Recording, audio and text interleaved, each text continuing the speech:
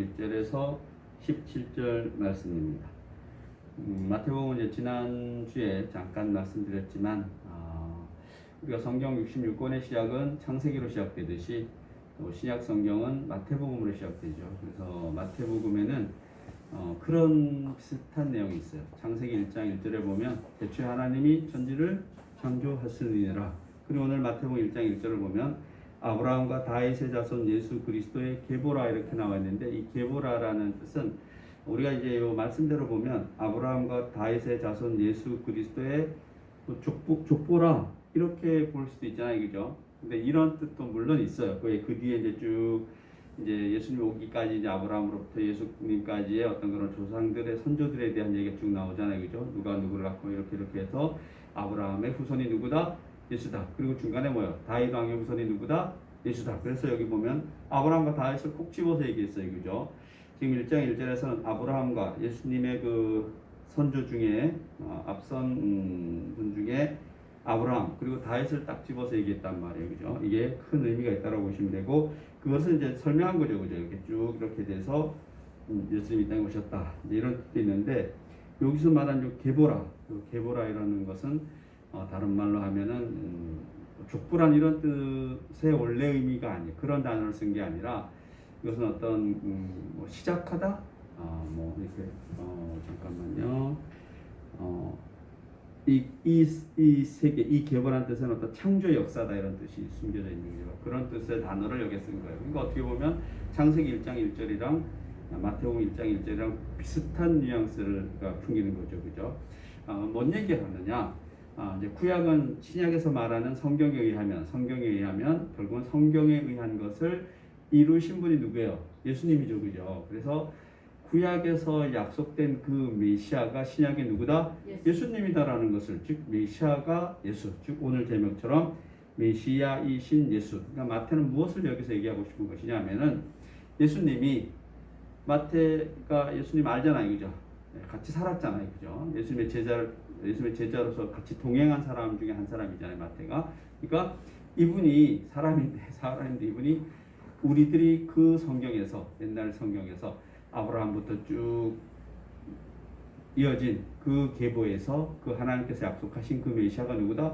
예수님이다. 그러므로 예수님은 아브라함의 혈통에서 또 왕적인 어떤 혈통에서 그렇게 이 땅에 오신 분이다. 결국 우리의 구주시다라는 것을 이야기하고 싶은 거죠, 그죠? 그래서 이제 그런 1장 1절에 상당히 중요한 내용이 들어있다, 이렇게 보시면 되겠어요. 이제 아침에 이제 우리 목사님이 말씀 중에 좀 좋은 건 뭐 다 좋지만 성경 읽는 거 좋잖아요, 그죠? 저도 이제 약간 놀랐는데 그렇게 읽으면 좋다라는 생각했어요. 그렇게 녹음해서 읽으면, 그것도 들으면 너무 좋잖아요, 그죠? 그런 방법은 여러 가지 다 좋죠. 근데 이제 우리 연세가 좀 되시고 이런 권사님들은 사실 그게 읽기가 쉽지 않거든요. 눈으로 보기가. 저도 이제 아직 몇 살 안 먹었는데도 보고 읽는 게 그게 쉽지 않더라고요, 이제는. 그래서 뭐 전체를 읽고 이런 것 그렇게 할 수만 있으면 좋은데, 제 개인적인 생각으로는 이제 우리 연세가 이제 어느 정도 되고 읽기가 좀 힘들고 이런 분은 그런 성경 안 읽을 수는 없잖아요, 그죠?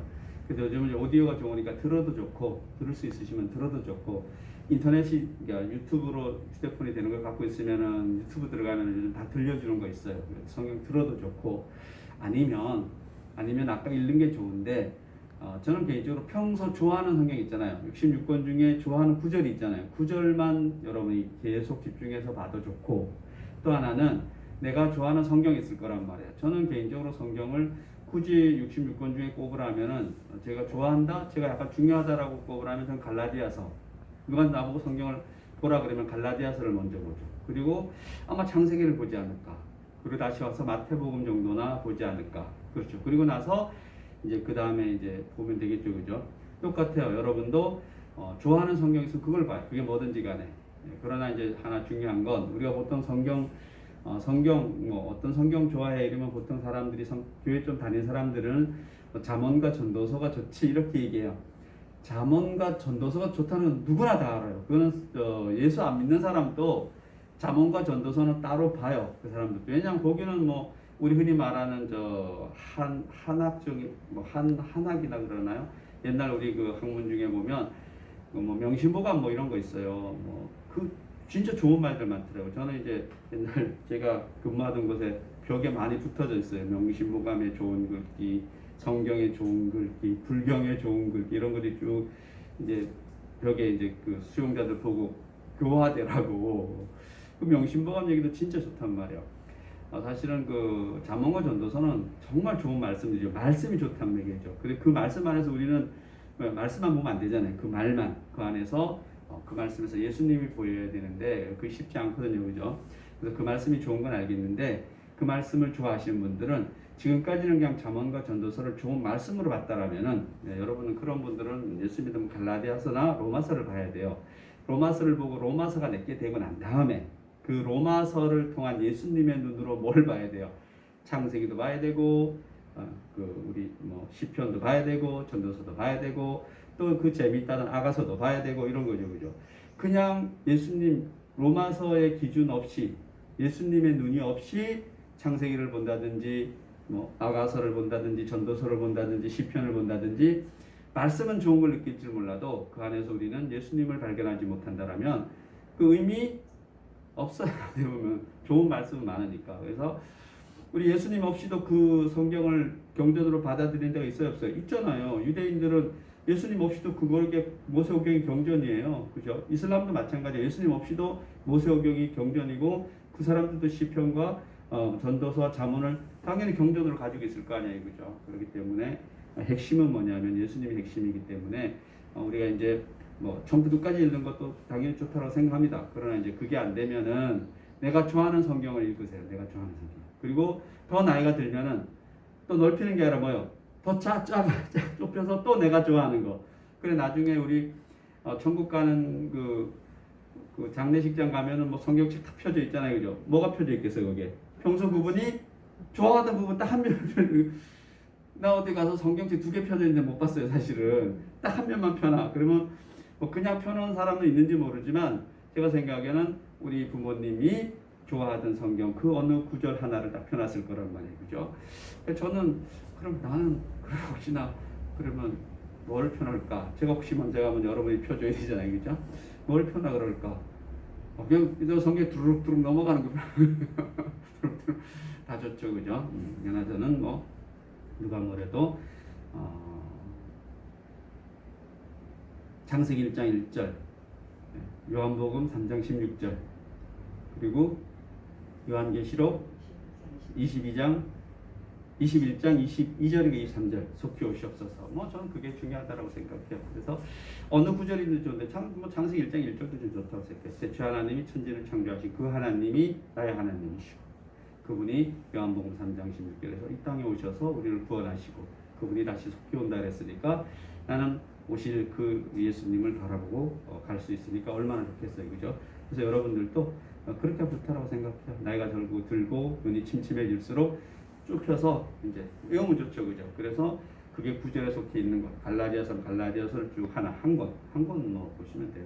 그래서 그걸 이제 오늘 들어보니까 이렇게 녹음해서 듣는 것도 좋은 것 같아요. 자기가 자기 걸 녹음해서 듣는 것도 좋은 것 같아요. 그래서 다 좋은 방법이다 이렇게 생각했습니다. 그래서 이제 잠깐 말씀드렸지만 오늘은 마태복음 이제 첫 시작인데 바로 1장 1절부터 17절까지예요. 1장 2절부터 17절까지는 말 그대로 예수님의 이제 쭉 이제 계보를 얘기 쭉 해주는 거죠, 그죠? 그래서 사실 핵심은 1장 1절에 있죠, 그죠? 아브라함과 다윗의 자손 예수 그리스도의 세계라. 옛날 성경에는 세계라 이렇게 돼서 세계라. 요즘 이제 계보라고 바뀌었는데 계보 맞아요, 그죠? 근데 계보에는 여기는 마치 족보 같은 그런 의미도 있지만 그것보다도 제가 보기에는 어떤 창조라는 의미, 시작이라는 의미, 생성이라는 의미, 그래서 마치 창세기 1장 1절과 같은 그런 느낌을 느끼게 하는 것이 마태복음 1장 1절이다 이렇게 보시면 되겠죠. 그래서 아브라함은 뭐냐? 아브라함은 말 그대로 유대인에게는 뭐예요? 열국의 아버지죠, 그죠? 유대인의 아버지 이렇게라는 의미보다도 사실은 열국의 전 인류의 중심이신 아브라함 이렇게 얘기하는 것이고 다윗 이르면은 유대인의 왕 이렇게 표현되죠, 그죠? 그래서 아브라함과 다윗을 썼다라는 겁니다. 다윗을 쓴 것은 바로 그 어떤 왕이라는 어떤 그런 상징성을 나타내는 거죠. 그죠? 그래서 예수님은 어떤 분이시냐? 바로 이런 상징들, 아브라함을 상징하는, 다윗을 상징하는 결국은 메시아다.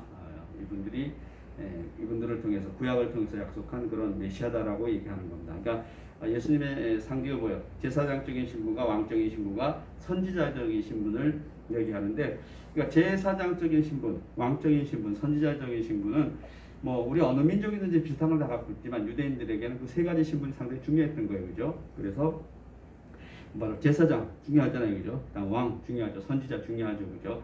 그래서 예수님 오기 전까지 유대인들은 이 세 부류가 중요했던 거예요. 그래서 뭐 잘 알다시피 제일 처음에 보시면 그런 모세 같은 경우는 뭐예요? 모세 같은 경우는 선지자적인 어떤 그런 역할, 그리고 그 이후에도 모세 이후에도 거의 선지자적인 역할을 하는 사람들이 많이 유대인들을 이끌어 온 거죠, 그죠? 그리고 나서 사울 때부터는 왕이 세워져서 왕이 이끌어 오는 거죠, 그죠? 그리고 선지자, 왕, 제사장 이런들이 다 유대인들이 중요시하는 그런 어떤 지도자인데, 이끌어가는 사람들인데, 그러한 것을 다 가지고 있는 분이 누구세요? 예수님이다. 그래서 우리가 보통 뭐 예수의 삼중직 이렇게 얘기해요. 그러니까 한자로 만들어 놓은 거죠. 예수의 삼중직이 되면 왕적인 것, 제사장인 것, 선지자인 것 이런 것을 가지고 있다. 그래서 그러한 분이 누구다? 예수 그리스도다. 그러니까 여기서 보면 이런 거죠.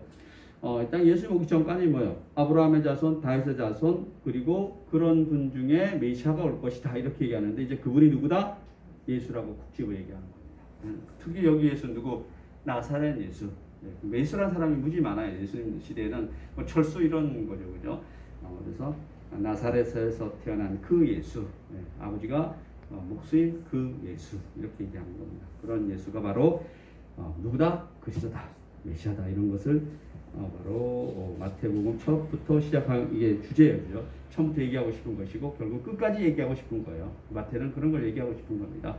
자, 이 공동체 사람들에게, 그리고 또 누구든지 간에 마태는 그런 걸 얘기하고 싶은데, 보면은 여기 지금 족보가 쭉 나오는데, 계보가 쭉 나오는데, 이 계보 속에서도 이제 비밀이 몇 가지 들어있죠, 그죠? 그런 비밀 몇 가지 살펴볼게요. 그래서 결국은 마태는 오늘 말씀을 통해서 예수의 어떤 그런 그 메시아적인 그 기원은 기원인데, 이 조상이 다 사람이 아니에요. 사람이잖아요, 그죠? 그러니까 인간임에도 불구하고 사람임에도 불구하고 뭐다 사실은 뭐 하나님이다 이렇게까지 마태는 얘기하지 않아요. 사람임에도 불구하고 성경에서 말씀하신 그 메시아다. 그래서 유대인들이 생각하는 메시아는 신이 아니에요. 사람을 얘기하는 겁니다. 유대인들 마치 모세처럼 그런 압박에서 구원해 줄 사람, 그리고 다윗처럼 그 유대인들의 어떤 강한 왕국을 만들어줄 사람, 이런 사람을 메시아라고 얘기하는 거죠, 그죠? 그래서 바로 그 메시아가, 우리가 고대하던 그 메시아가 누구다? 예수님이다 이렇게 이야기하는 겁니다. 그래서 결국은 마태복음은 예수의 인간적인 기원을 보여주려고 하고 있다라는 겁니다. 그래서 예수께서 아브라함과 다윗의 자손이 됐다라는 것을 얘기하고 있는 거죠, 그죠? 그런 모습을 보여주고 있습니다. 그래서 또 마태는 아브라함부터 예수까지 이르는 위로부터 내려오는 어떤 이런 족보를 얘기하죠, 그죠? 그러나 이제 똑같은 복음서인데도 누가복음에 보면은 이제 올라가는 족보예요. 예수부터 위로 올라가는 족보를 보여주고 있다는 그런 차이가 있죠, 그죠? 그러니까 초점이 어디 있냐라가 중요하다는 얘기입니다. 그래서 누가복음에 보면 예수가 사람으로서 아담의 자손임을 밝히는 데 있다라는 겁니다. 그러니까 그 목적은 사실 뭐 예수님이 중요성의 목적은 똑같은데 어떤 마리아의 족보에 어떤 의존한다라고 그래요. 반면에 마태복음 같은 경우는 마리아도 중요하지만 예수의 아버지는 누구다? 요셉이다라고 얘기하는 겁니다. 그래서 요셉의 족보를 기준으로 삼고 있다라는 겁니다. 그래서 어쨌든 마태복음은 그 전체적으로 예수가 다윗의 자손이시며 즉 이스라엘의 메시아이며 아브라함의 자손, 즉 전 인류의 메시아라는 것을 보여주고 있다라는 겁니다. 혹자들은 이렇게 얘기해요. 마태복음이 이제 사실은 이제 예수님은 상당히 평등하신 분이시잖아요, 그죠? 예수님은 유대인의 남자임에도 불구하고 요한복음을 통해서 보면 사마리아 여인하고, 사실 사마리아 여인은 그 시대에 뭐 낮고 낮은 사람이거든요, 그죠? 예수님 시대에 사마리아인 자체를 잘 인정을 안 해줬어요. 그냥 유대인 같은 유대인이지만도 혼혈이라 해서 사마리아인 자체를 거의 완전 개무시하는, 같은 밥그릇에서 뭐 밥을 안 먹는 건 당연한 거죠. 그래 사마리아 남자도 그랬는데 사마리아 남자도 아니고 여자예요. 그래 예수님은 그 우물가에서 사마리아 여인하고 뭐요? 여러 가지 얘기를 해요. 여러 가지. 저는 개인적으로 성경에 나오는 여성 인물 중에서 가장 똑똑한 여성 중에 한 명이 저는 사마리아인이라고 생각합니다. 예수님하고 정치, 경제, 종교 이런 전반적인 거에 대해서 다 얘기를 해요. 막힘 하나 없이 얘기하죠. 예수님이랑 뭐랑 얘기하는 겁니까? 요즘에 뭐 유명하잖아요, 그죠? 국민의힘의 젊은 분이 당대표가 됐어요. 나이가 27인가 이래요. 37. 엄청나게 젊은 나이죠, 사실은, 그죠? 근데 또 젊은 나이도 안 해, 37은. 가만히 생각해. 37이면은 요즘 빨리 퇴직하는 거 보면 요즘 50대 초중반이면 퇴직해야 돼요, 보통. 네. 은행 같은 경우는 또 그렇고, 제 친구들이 지금 나이가 55에서 7, 8 요 사이거든요. 뭐 개인 사업이라고 조그만 중소기업인데도 사장까지 하고 퇴직했어요. 57인데 엄청 빠르죠, 그죠? 그리고 은행 같은 친구들도 지금 거의 퇴직하는. 그러니까 38이 그렇게 작은 나이는 아니죠. 38이면은 행시 출신은 상당히 직급이 높아요. 상당히 높죠. 그러니까 38이 사실은 작은 나이는 아닌데 아무튼 정치권에서 보면 상당히 작은 나이인가 봐요, 그죠? 그래서 막 사람들 뽑는데 막 이렇게 경쟁해서 뽑잖아요. 배틀이라 그러는데 그 무슨 대변인 뽑는데 막 수백 명이 와가지고 배틀하고 이러는데 그 특이한 사람 하나 있더라고요. 유명한 가수 부인. 모르시나? 가수 부인요? 네, 유명. 가수 그 있는데 그 정연 그 아나운서 이름이 뭔 연준가 뭐 이런데 정연주에 김연주에 임백천 그분이 왜 그 차 한 대 사주고 결혼했다 그러는데 농담인지 모르지만 아무튼 저랑 나이 같아요, 그 여성분이. 네, 저랑 나이 같은데 그 지금 16명 뽑는데 됐더라고요. 그래서 아무튼 그런 무한 경쟁이죠, 그죠? 저는 이제 그런 걸 볼 때 누구를 생각했냐면 저는 사마리아인이 생각났어요. 야, 뭐 똑똑하다고 아니야. 그 시대 예수님이 달변이잖아요. 사실 언변도 엄청나요. 12살에도 벌써 그 랍비들하고 얘기해갖고 뭐예요? 랍비들이 이렇게 예수님의 말을 경청했다 그래요. 이렇게 가서 배틀을 한 거죠. 예수님이 12살 예수님이. 그런데 뭐 그 정도야 뭐 그죠? 그래서 아무튼 예수님 생각하고 그 예수님이랑 같이 우물가에서 주거니 받거니 하는 사람이 그 여성이 사마리아 여인이에요. 얼마나 똑똑한 여성이에요, 그죠? 그런 여성이 어떤 그런 게 생각났습니다. 그래서 아무튼 뭔 얘기하다가 또 이렇게 빠졌는지는 모르지만 그래서 이런 족보를 쭉 얘기하는데도 결국은 벌써 이 예수님이 구약에서 말씀하신 그 메시아라는 것을 얘기하고 싶은 것이고, 특히나 이제 요한복음 같은 경우는 그렇게 이제 여성이 상당히 좀 요한복음 자체가 상당히 여성이 이렇게 높여진 게 요한복음이에요. 그러나 누가복음 때 여성이 상당히 높여져 있다고 보시면 돼요. 그러나 마태복음은 예수님이 그렇게 평등함에도 불구하고 그 마태복음은 누가 쓴 거예요? 마태가 썼잖아요. 유대인 남자가 썼단 말이에요. 그러다 보니까 예수님의 어떤 그런 자유스러움이 그런 평등함이 마태복음 안에 들어오면은 사실은 뭐예요? 다시 남성 중심으로 바뀌어요. 이게 글들을 보면 여기는 남성 세계구나 이렇게 보여요. 그래서 혹자들이 이렇게 얘기해요. 마태복음은 예수님을 좀 이렇게 가두는 거죠, 그죠? 이렇게 자기들 유대인 남자의 틀에 가두려고 그러는 색채도 있다. 그리고 어떤 유대인을 위한 복음이다 이렇게도 얘기해요, 마태복음은. 그러나 그것은 그냥 살짝 보면 그런데 안에 들어가 보면은 상당히 복음적이죠, 그죠? 특히나 오늘 이제 이 족보 중에는 유명한 여자 네 사람이 나와요. 그 여자는 사실은 그 시대 유대인들은 전혀 인정하고 싶지 않은 여성들이에요. 그런 여성이 누굴까요? 순서대로 한번 볼까요? 누구냐면은 다말, 라합, 룻. 그 다음에 우리아의 아내. 네, 그렇게 다말은 누구예요? 다말은 바로 시아버지 꼬셔가지고 시아버지로부터 자녀를 낳았죠, 그죠? 물론 시아버지 잘못이죠, 그죠? 그게 사실은 엄청난 이슈거리잖아요, 그죠? 그래서 며느리가 시아버지를 꼬셔서 거기서 아들을 낳아. 그래서 그 아들을 통해서 결국 뭐 예수님 이 땅에 왔다라고 얘기하는 겁니다. 이게 그 시대 유대인들은 이게 내 보이고 싶지 않잖아요, 그죠? 그러나 마태는 이것을 족보에 턱 넣습니다. 그리고 그 다음에 또 누구예요? 라합은 기생이죠, 그죠? 대표적인 기생인데 기생을 통해서 또 유대인이 이 땅에 온다라는 얘기를 하고, 그 다음에 룻은 뭐예요? 이거는 룻은 여기서 별로 얘기를 나쁘게 안 보는 것 같은데, 왜냐하면 남편이 죽고 나서 이제 보아스에게 이제 이렇게 했는데 그래도 마찬가지죠, 그죠? 그래도 요즘 말하면 재혼을 한 거죠, 그죠? 재혼을 해서 아무튼 또 그를 통해서 예수님이 이 땅에 왔다라는 얘기고, 우리의 아내, 이게 제일 하이라이트죠, 그죠?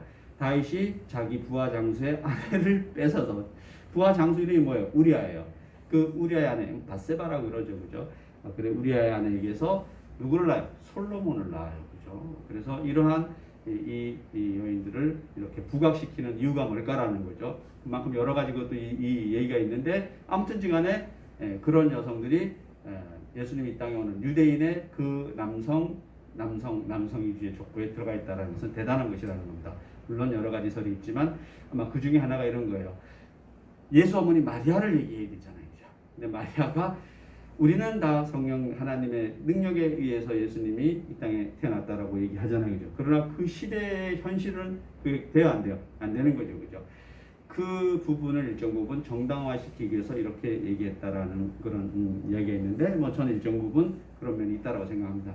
그렇든 저렇든지 간에 아무튼 그 시대에 그렇게 숨기고 싶은 어떤 진실들이 들어가 있다는 겁니다. 근데 성경은 놀랍게도 이것만 그래요? 전체 다 그래요? 전체 다가 그래요. 대표적인 제가 아브라함이라고 그랬잖아요. 아브라함이, 저는 정말 아브라함이, 여러분 같으면 아브라함이랑 살겠어요, 그죠? 여기 마누라를 또 데려가요. 아무리 그래도 그죠? 진짜 어려운 일이에요, 그죠?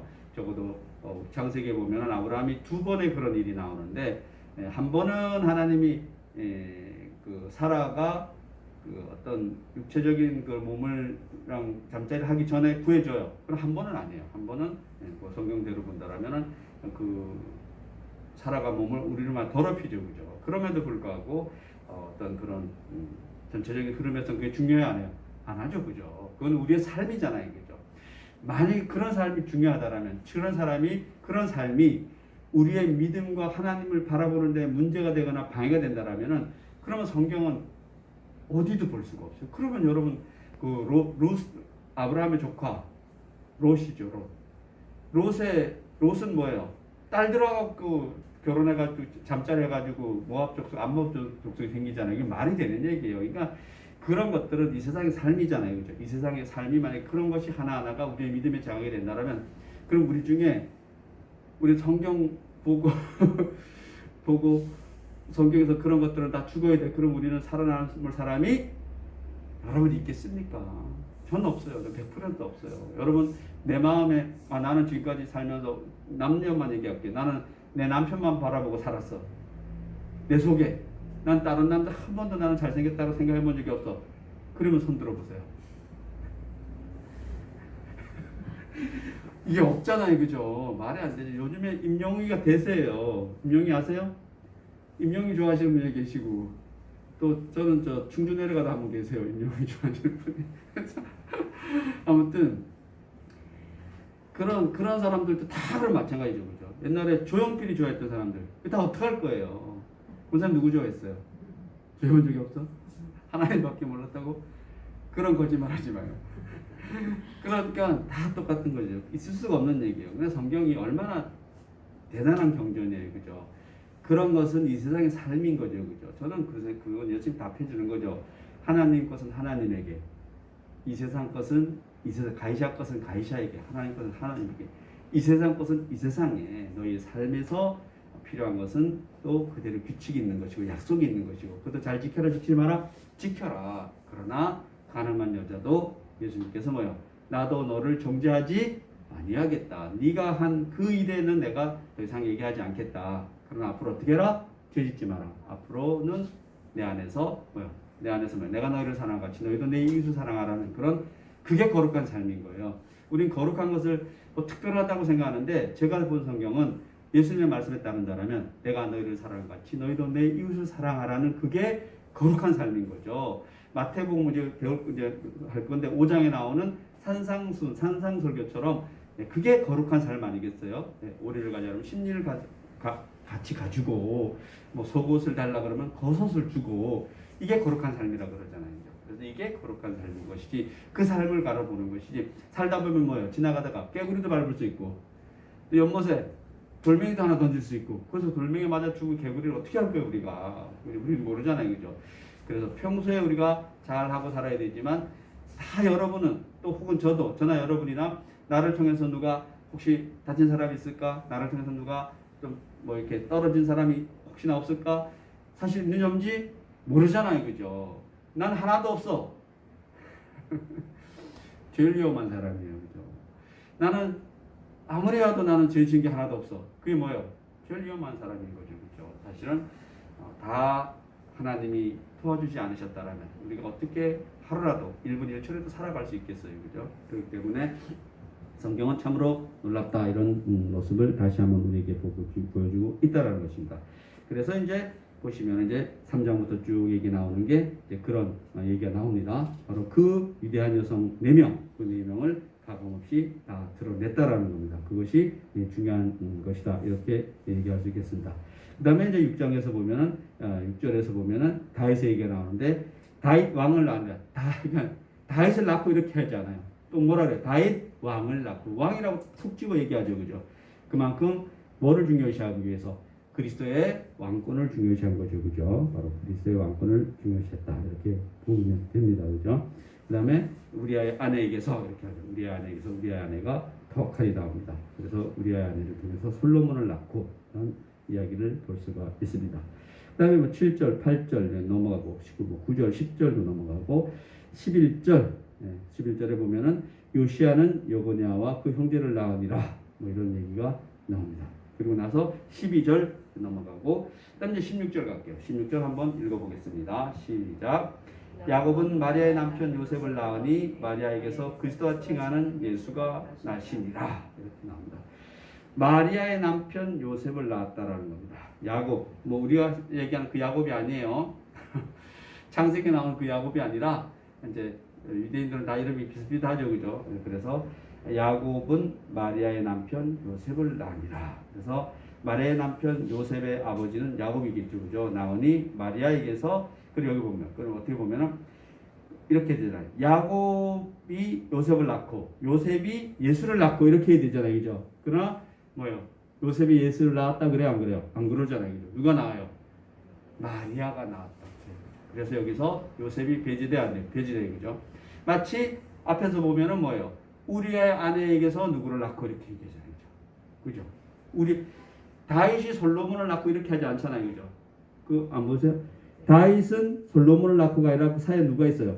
우리아의 아내에게서 솔로몬을 낳고 이렇게 하는 겁니다. 앞에 대로 한다면 우리의 아내가 아니라 다윗이 솔로몬을 낳고 이렇게 해야 되는데 그렇게 하지 않아요.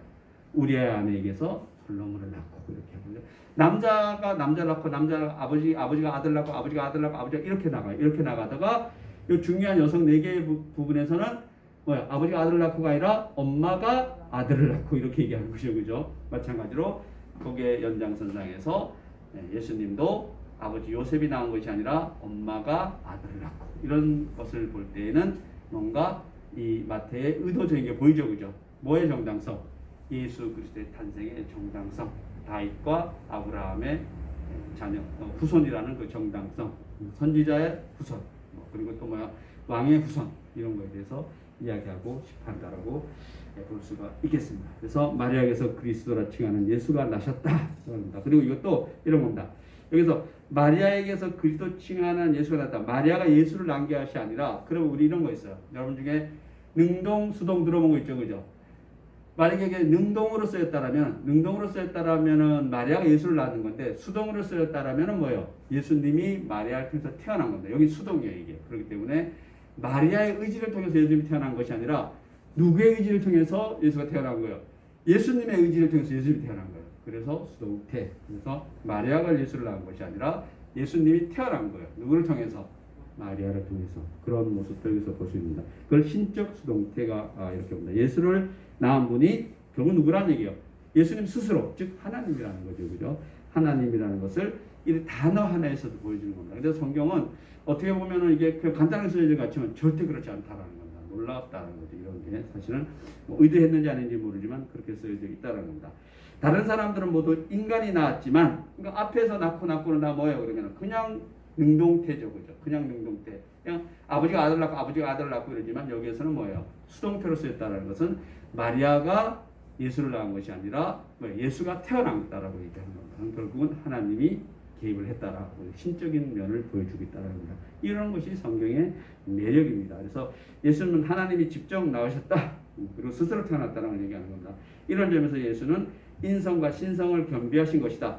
예수의 출생은 다른 선조들과는 전혀 다른 출생이다. 다른 선조들은 모두 부정모혈로 태어났지만, 즉 아버지나 엄마에 의해서 태어났지만 예수는 하나님에 의해 성령으로 출생했다라는 것을 여기에 수동태라는 그런 동사를 써서 나타냈다는 겁니다.